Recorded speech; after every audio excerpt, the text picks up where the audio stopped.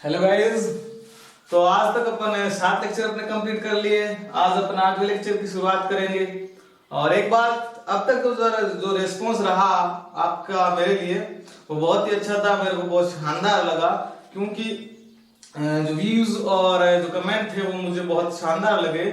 और मैं एक बात आपको बता देना चाहता हूँ कि मैं जो अब तक 7 लेक्चर कंप्लीट किए हैं उनमें कहीं भी कोई भी डाउट, कोई भी प्रॉब्लम हो तो आप मुझे कमेंट बॉक्स में बेझिझक पूछ सकते हैं। मैं पूरी कोशिश करूंगा सारे सॉल्यूशंस करने की, ठीक है। और दूसरी चीज, आपका जो फीडबैक और जो आपका रिस्पॉन्स है वो मेरे लिए बहुत इंपॉर्टेंट है, ताकि मुझे मोटिवेशन मिलता रहेगा। आप अपना फीडबैक और इन जो रेस्पॉन्स है वो मुझे कमेंट बॉक्स में बताएं। और सब्सक्राइब और लाइक करना वो तो आपकी इच्छा है और वो मेरे लिए आपका मोटिवेशन रहेगा। सब्सक्राइब करेंगे तो वो भी कर दीजिएगा। और अब अपन 8वें लेक्चर की शुरुआत कर रहे हैं, धीरे धीरे आगे बढ़ रहे हैं। 7 लेक्चर कंप्लीट किए, अपने डेरिवेशंस की शुरुआत की थी। और डेरिवेशंस में देखिए हमने क्या कर लिया था। पिछली बार f बराबर r/2 radius of curvature and focal length में रिलेशन निकाल लिया था। अभी अपन को क्या करना है, अब दर्पण समीकरण को सिद्ध करना है। दर्पण समीकरण मतलब क्या होता है? दर्पण समीकरण देखिए ये होता है, ये अपनी मंजिल है, यहाँ पहुंचना है। 1/f बराबर 1/v प्लस 1/u, यानी कि यहाँ पे अपन की अपनी मंजिल ये है और इस रास्ते से होकर जाना है और फिर मैथमेटिकली रूप से इसको प्रूफ करना है, ठीक है। यानी कि 1/f is equal to 1/v। यहाँ पे ध्यान रखना प्लस आता है, इसमें लेंस वाले में माइनस आता है। 1/v प्लस 1/u, ये अपनी मंजिल है। तो कोई भी जब डेरिवेशंस करते हैं तो सबसे बड़ी बात ये ध्यान में रखना, अपने को शुरुआत पता होनी चाहिए कि शुरुआत क्या करनी है और पहुंचना क्या है। अपने को जाना किस जगह है, मंजिल पता हो और अपन को किस रास्ते से होकर जाना है ये पता हो, तो बाकी बीच जो है बहुत ही आसान होती है, बहुत ही सिंपल तरीके से अपन प्रूफ कर पाएंगे। तो देखिए अपनी मंजिल जो है वो ये है, 1/f is equal to 1/v plus 1/u। इसे मिरर इक्वेशंस बोलते हैं। इसको पहुंचने के लिए देखिए ये डायग्राम है, लैंग्वेज में बोलेंगे तो कैसे कि ये कोई बिंब है a और b, इसमें कोई प्रकाश की किरण है वो मुख्य अक्ष के समांतर आई तो परावर्तन के पश्चात ये फोकस बिंदु से होकर गुजर जाती है। दूसरी प्रकाश की किरण ये है जो कि ध्रुव पर आपतित होती है पोल पे। तो आपको पता है कि पोल पे कोई प्रकाश की किरण जितने एंगल से आपतित होती है परावर्तन के पश्चात उतने ही एंगल से वापस परावर्तित हो जाती है। तो 30 पर अगर आपतित हुई तो परावर्तन के पश्चात 30 डिग्री पे ही परावर्तित हो जाएगी।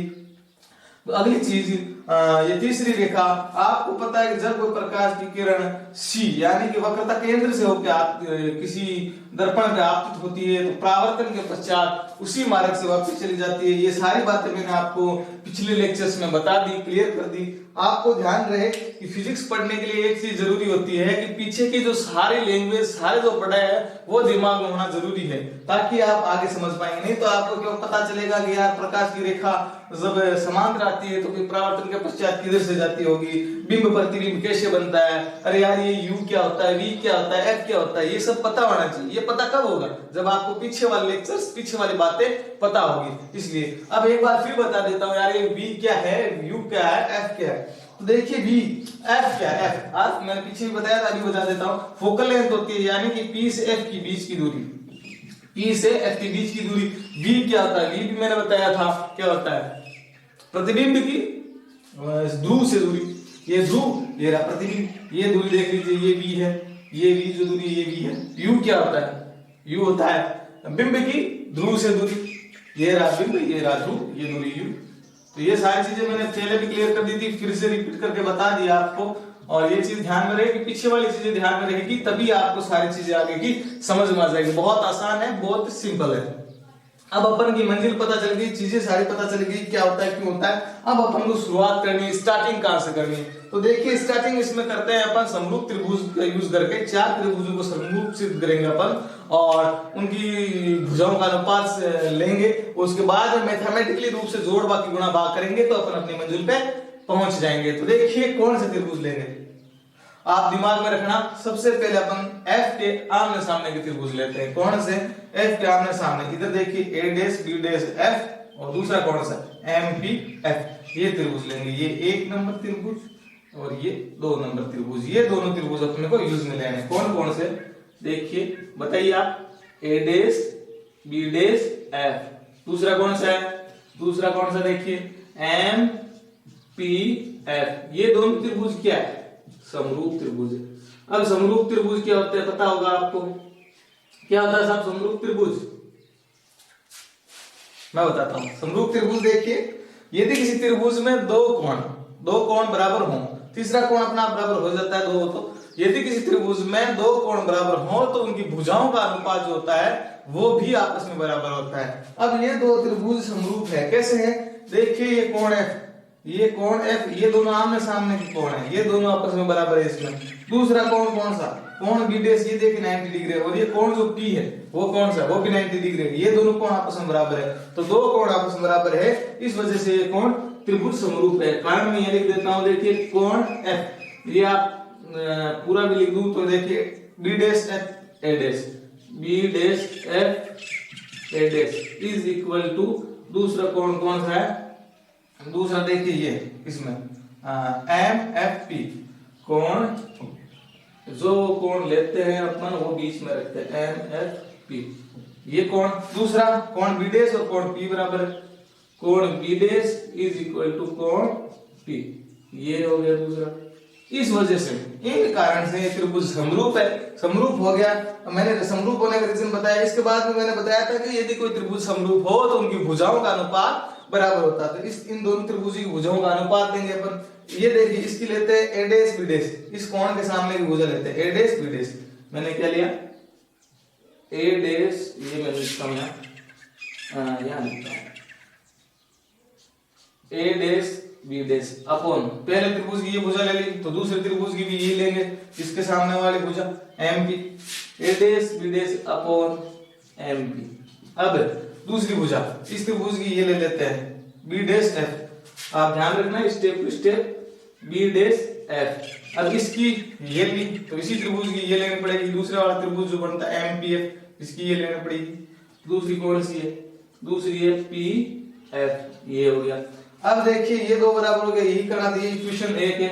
इसको मॉडिफाई करके ऐसे भी लिख सकते हैं। देखिए एक चीज ध्यान में देखो ध्यान से चित्र में कि MP जो है MP ये किसके बराबर है? ये देखिए दोनों रेखाएं समांतर ऐसे चलेंगे तो ये AB के बराबर है, यानी कि AB और ये जो MP है वो दोनों बराबर है। इसका मतलब अपन इस MP की जगह क्या लिख सकते हैं? AB। तो देखिए यह मैं लिख दूं, आगे काम आएगा इस वजह से। इस देखिए A डैश B डैश अपना है जैसे पढ़ा है पहले था वैसे A dash B dash upon जो MP है, इस MP की जगह मैं क्या लिख सकता हूँ? MP जो है वो AB के बराबर है, इसको मैं क्या लिख सकता हूँ? AB। इसको मैं इक्वेशन दे लूं 1। अब क्यों? क्योंकि MP जो है वो किसके बराबर है? AB के। कहां से? चित्र से, आप चित्र से देख सकते हैं MP जो है AB के बराबर है। ये अपना पहला काम हुआ, मैंने बताया दो त्रिभुज। अब दो त्रिभुज और लेने, वो कौन से लेने हैं? देखिए दो त्रिभुज वो लेने हैं जिसमें VFU सारे आते हो। तो देखो ये एक त्रिभुज ले लेते हैं A dash B dash P, इसमें देखिए F आ रहा है, ये V आ रहा है, ये V आ रहा है। दूसरा त्रिभुज ले लेते हैं ABP, ये देखिए ABP में ये जो है ये रेखा U होती है, ये लाइन जो U है, तो ABP ले लेते हैं दूसरा त्रिभुज जिसमें U आ जाएगा, F V और U, तो सारी क्वांटिटीज है वो उसमें आ जाएंगी। तो कौन सा लेते हैं त्रिभुज अब की बार अपन? एक तो लेते हैं त्रिभुज A डैश B डैश और A dash B dash P। दूसरा त्रिभुज कौन लेते हैं? ABP। ये क्या है? समरूप है। समरूप त्रिभुज क्या होते हैं मैंने बता दिया अभी आपको। अब ये समरूप कैसे है आप बता दीजिए, पता चल रहा है? देखिए दो कोण बराबर इसमें, ये कोण B देखिए यह लिख देता हूं, चूंकि कोण B इज इक्वल टू, ये कोण B 90 डिग्री का और इसमें ये कोण B डैश 90 डिग्री का, कोण B डैश ये दोनों बराबर है। दूसरा चीज और बताऊं तो कौन से कोण बराबर इसमें? ये देखिए ये आप मैंने बताया था ध्रुव पे आने वाली प्रकाश की किरण जो मुख्य अक्ष के साथ कोण बनाती है, ये परावर्तित किरण भी वही कोण बनाएगी। तो यानी कि कोण P, यहाँ पर मैं शॉर्ट में लिख रहा हूँ कोण P बराबर कोण P, ये दोनों कोण सेम जैसे ये वाले कोण है। ये देखिए R1, अगर मैं इसको R1 लिख दूं तो R1 बराबर R2, इसको मैं अगर R1 लिख दूं, इसको मैं R2 लिख दूं तो R1 बराबर R2 हो जाएगा। ये आप समझ जाना, यहाँ पे बोर्ड छोटा है अभी लिख नहीं पाएंगे सारा। कोण P बराबर कोण P हो गया, इस वजह से ये समरूप हो गया। अब आपको पता है यही कहानी वापस करनी है, समरूप त्रिभुज की भुजाओं का अनुपात क्या होता है? आपस में बराबर। तो देखिए समरूप त्रिभुज मैंने लिया A dash B dash P, इसकी वह भुजा ले लेता हूं क्योंकि इसमें A डैश B डैश लिया तो यही ले लेता हूं। A dash B dash A dash B dash upon, इसकी जब ये ली तो P के सामने वाली भुजा ली, इसकी भी P के सामने वाली भुजा कौन सी AP, ये लेनी पड़ेगी, ये ले ली, ये देखिए। अब वो देखिए दूसरा कौन से लूंगा, ये वाला, ये त्रिभुज जो अपना ये देखो, ये 1 नंबर 2 नंबर वो थे, अभी मैं इसको ये लिख दूं तो देख लीजिए ये कौन सा 3 नंबर और ये अपना त्रिभुज 4 नंबर। तो A dash B dash P, इस त्रिभुज में से ये भुजा ले लेता हूं PB डैश, कौन सी PB डैश अपॉन, अब मैंने इसकी ये ली तो इस त्रिभुज की AB P की त्रिभुज की ये भुजा ले लूंगा मैं, तो कौन सी ये है PB। आप चित्र में देखते रहिए, ध्यान से समझे, कोई भी दिक्कत आए तो मेरे को बताएं। यहाँ हो गया क्वेश्चन नंबर 2। ये दोनों त्रिभुज समरूप है, समरूप त्रिभुज की भुजाओं का अनुपात समान होता है, ये काम कंप्लीट हो गया। अब कुछ बचा ही नहीं, अब इनका जोड़ बाकी गुणा भाग करेंगे, ये अपने आप आ जाएगा। देखिए कैसे, ये इक्वेशन 1 और 2 से देखिए मैं बताता हूं आपको, इक्वेशन 1 वेल इक्वेशन 2 से, इक्वेशन 1 और 2 समीकरण 1 ये रहा, समीकरण 2 इससे देखिए, ये देखिए A dash B dash upon AB, A dash B dash upon AB, ये दोनों इसके मतलब ये राशि इसके बराबर है और ये राशि इसके बराबर है। इसका मतलब क्या हुआ कि ये दोनों राशियां भी आपस में बराबर होंगी, यानी A dash B dash upon AB, A dash B dash upon AB आपस में बराबर है, तो इनके सामने की जो राशियां होगी वो भी आपस में बराबर होगी। ये तो बहुत सिंपल है, आपको पता है। तो इक्वेशन 1 और 2 से मैं क्या लिख सकता हूं, ये A dash B dash AB, A dash B dash AB इनको छोड़ के इनके सामने की जो चीजें हैं वो बराबर होंगी। तो इसके सामने देखिए क्या है, A dash B dash upon AB के सामने क्या है, B dash F upon PF। Equation 1 और 2 से आप देख सकते हैं B dash F upon PF, ये PF हो गया। और इसमें A dash B dash AB के सामने क्या है, PB डैश अपॉन PB, ये हो गया इक्वेशन नंबर 3 PB। ठीक है, यहां तक अपना कंप्लीट हुआ। अब कुछ नहीं करना है, मैथमेटिकली करना है। इक्वेशन 1 और 2 का यूज ये गया, इसके बाद में क्या करेंगे वो भी मैं बता देता हूं कैसे करना। इसके बाद में देखिए इक्वेशन 1 और 2 से ये लिख दिया, आसान थी। इसके बाद में इसमें से देखिए मैं आपको बताऊं PB क्या है, PB क्या है, U अपने को चाहिए तो इसको तो अपने को ऐसे रखना है। PB डैश क्या है, ये रहा P, ये B डैश, ये PB डैश क्या है, V भी अपने फॉर्मूले में है, इसी को भी रखना है। तीसरा PF क्या है, ये PF क्या है, ये F फोकल लेंथ है, ये भी अपने फॉर्मूले में काम आएगी, तो इसको भी ऐसे ही रखना है एक बात। अब देखिए B डैश है, ये B डैश, ये F, ये B डैश है, इसमें ना V है ना U है ना F है, ये एक एक्स्ट्रा है, इसको हटाना है। ये ध्यान में रखो, इस चीज को अपन को हटाना है, इसको हटाना है, बाकी इन सबको रखना है, इसको हटाना है और ये चीजें लानी है। तो कैसे, देखिए ये से ला सकते हैं। इस PB डैश, इस पूरे PB डैश में से यदि मैं PF घटा लूं तो बाकी ये बच जाएगा, यानी कि B डैश F को क्या लिख सकता हूं मैं, B डैश F को लिख सकता हूं मैं, इसको ये लिख सकता हूं, यहां से देखिए इसको मैं क्या लिख सकता हूं, इसको कैसे लिख सकता हूं B डैश को, कि PB डैश माइनस पूरे PB डैश में से मैं ये PF घटा लूं तो जो बाकी जो राशि बचेगी वो क्या रहेगी, PF अगर घटा लूं तो जो बाकी राशि बचेगी वो क्या बचेगी, AB डैश, ये AB डैश है, ठीक है। और इसके बाद में यहाँ देखिए PF ये अपने को चाहिए, इसको सेम का सेम रखना है, मैंने बताया था इसको सेम का सेम रखना है। उसके बाद में ये जो था वो भी सेम का सेम रखना है, PB डैश अपॉन PB। अब कुछ नहीं करना, अपने को जो चाहिए था वो अपन ले आए, जो नहीं चाहिए था उसको अपन ने बाहर निकाल दिया था, ये एक्स्ट्रा, इसको बाहर निकाल दे। अब PB डैश देख लीजिए, PB डैश जो है ये रहा, V रहा, PF क्या, PF ये F रहा, ये अपने को चाहिए, ये सब कुछ अपने को चाहिए। अब कुछ नहीं करना, इसमें वैल्यूज रखनी है, तो देखिए अपन वैल्यूज रखेंगे। PB डैश क्या, पहले से तो चूंकि यहाँ पे लिख लेते PB डैश क्या है, चूंकि PB डैश बराबर ये रहा P, ये B डैश, PB डैश जो है वो V है। दूसरा PF क्या है, PF क्या देखिए आप चित्र में देख के बताइए मुझे, ये रहा P, ये रहा F, PF क्या है, फोकल लेंथ F, तो PF है जो F है।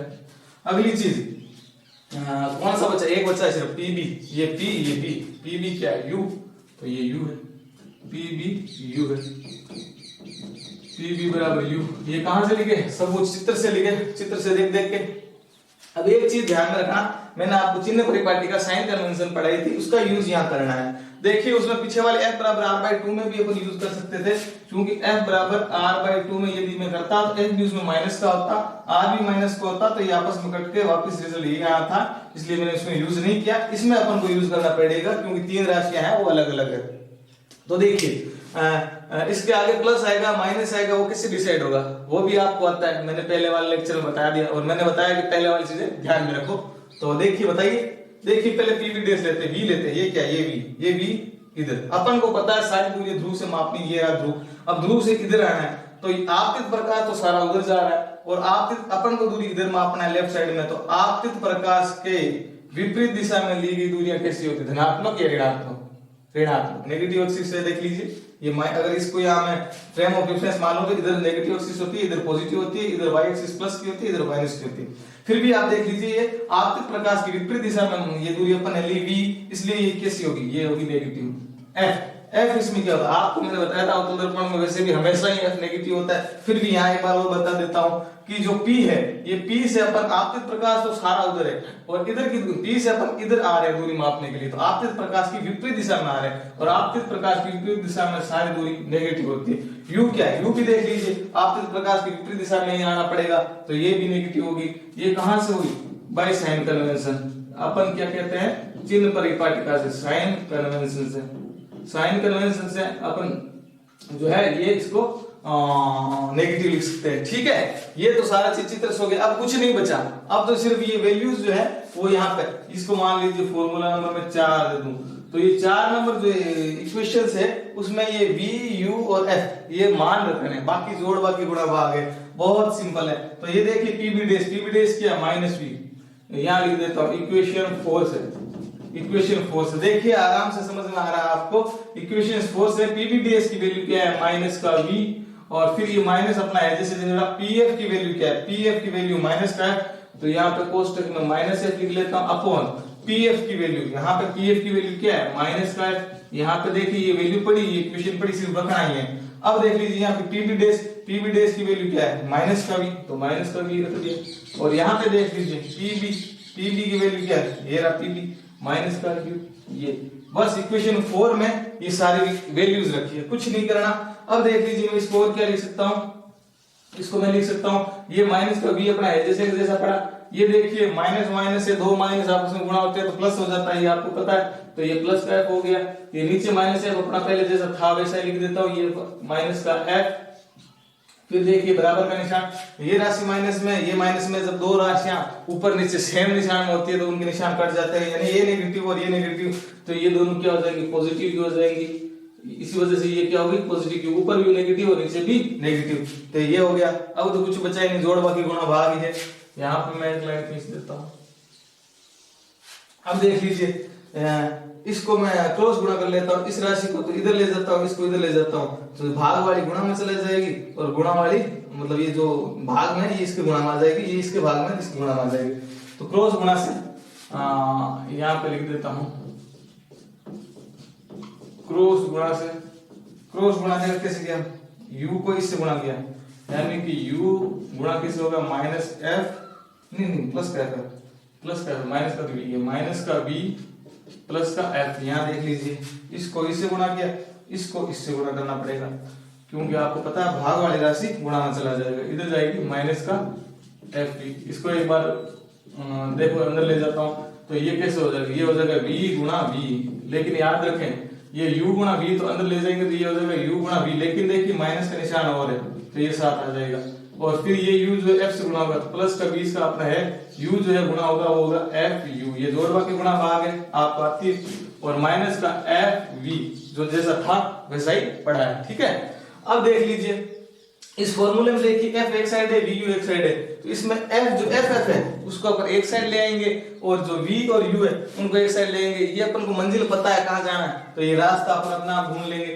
तो ये देखिए f, ये fu, ये जो fu है ये इधर माइनस का है, तो इस बराबर के निशान के अगर अपन इधर ले आएंगे तो इससे प्लस का हो जाएगा, तो यानी कि देखिए एक बार इसको लिखता हूँ, ये fu अपना है जैसे जैसे पड़ा, कौन सा fu, ये fu अपने बराबर, ये निशान है बराबर का, बराबर के निशान के इधर ही पड़ा है, इस माइनस fv को अगर इधर लाऊंगा तो माइनस वाला कैसे हो जाता है, प्लस का, जोड़ भाग गुणा भाग आपको आता है। ये देखिए ये बराबर के निशान से माइनस का u भी लेफ्ट साइड में, इधर मैं ले जाऊंगा राइट साइड में, तो ये कैसा हो जाएगा, निशान चेंज हो जाता है पॉजिटिव। अब देख लीजिए f अपना एक साइड आ गया, u भी एक साइड आ गया, तो एक साइड f चाहिए था, u भी अलग रखना था, आगे फिर वही जोड़ बाकी गुणा भाग करना है। एफ देख लीजिए इन दोनों में सेम है, मैं कॉमन ले लेता हूँ, एफ कॉमन ले लेता हूँ, u प्लस वी बराबर यू वी कॉमन लिया, ये आ गया स्टेप। इसके बाद में क्या करना है, f एक बटा में, तो इस f को मैं बटा में ले जाता हूँ उधर, u प्लस वी बराबर यू वी अपॉन एफ, ये देखिए f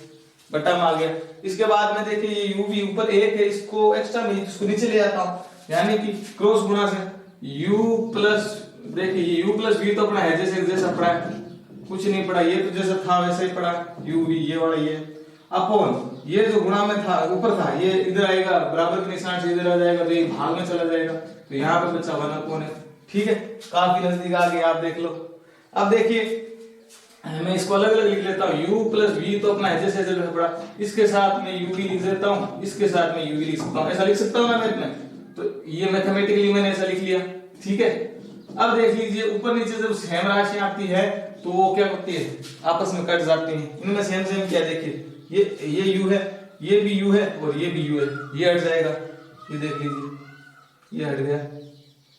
ठीक है, और इसमें ये ऊपर v है और इसमें नीचे ये v है, तो ये भी आपस में हट जाएगा, ये भी। अब बचा क्या, बचा जो चाहिए था वही बचा है, अपन को यही चाहिए था, 1/v प्लस 1/u बराबर 1/f। इसको मैं से लिख सकता हूँ ना, 1/f बराबर 1/f, मैंने इधर लिख लिया पहले, 1/v प्लस 1/u, ये अपनी मंजिल आ गई। 1/f is equal to 1/v plus 1/u। इसे क्या बोलते हैं, इसे बोलते हैं दर्पण सूत्र, मिरर इक्वेशन, यही होती है अपनी मिरर इक्वेशन।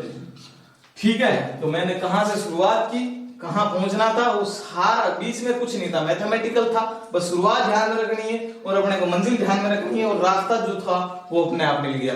तो धन्यवाद, आज का लेक्चर यहीं कंप्लीट होगा, अगली क्लास अगले टाइम। धन्यवाद।